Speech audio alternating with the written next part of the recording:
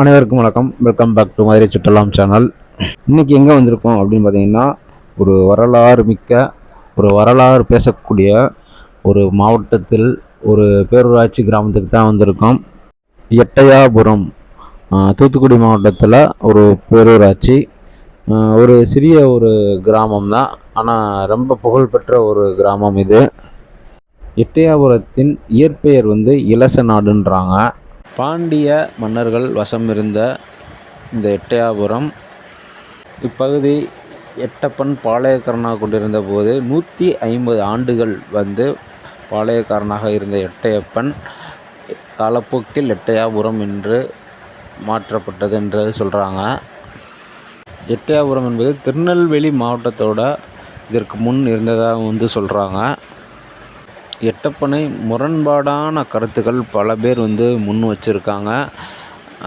வீரபாண்டிய கட்டபொம்மனை ஆங்கிலேயர்களிடமிருந்து காட்டி கொடுத்தது எட்டப்பன்றது சொல்கிறாங்க. பட் வரலாறு போய் அங்கே கேட்டோம்னா, அதாவது ஆங்கிலேயர்களுக்கு பயந்து அவர் இருக்காருன்ற மாதிரி சொல்லியிருக்காங்க. இவர் காட்டி கொடுக்காம அவர்களுக்கு பயந்து, அவர்கள் துப்பாக்கி முனைக்கு பயந்து அவர் இருக்காங்கன்ற மாதிரி தான் சொல்லியிருக்க மாதிரி சொல்கிறாங்க இங்கே உள்ளவங்க. பின்பு காட்டி கொடுக்கும் அனைவருமே எட்டப்பன் அப்படின்ற ஒரு பேச்சு மொழியாகவே வழக்கமாகவே விட்டது. இருந்தாலும் இந்த ஊரில் பார்த்திங்கன்னா, பாரதியார் அவர்கள் பிறந்த ஊர்ன்றனால ஒரு நற்பெயரும் நிறையாவே இருக்குது. முத்துச்சாமி தீட்சகர் அப்படின்னு சொல்லிட்டு அங்கே பிறந்தவர் தான் இந்த முத்துச்சாமி தீட்சகர். அதற்காகவும் இந்த எட்டயாபுரம் நிறையா பேர் இழிவுபடுத்தினாலும் இவர்கள் 2 பேர்னாலையும் இந்த ஊர் இன்னும் நல்ல பெயரவே வச்சுருக்கதா சொல்கிறாங்க. இந்த எட்டயாபுரம் வாரிசுகள் இன்னும் இங்கே வாழ்ந்துக்கிட்டு இருக்கதா சொல்கிறாங்க. உள்ளே பார்த்திங்கன்னா ஒரு பெரிய பேலஸே இருக்குது. பட் பொதுமக்களுக்கு அலவுடு கிடையாது.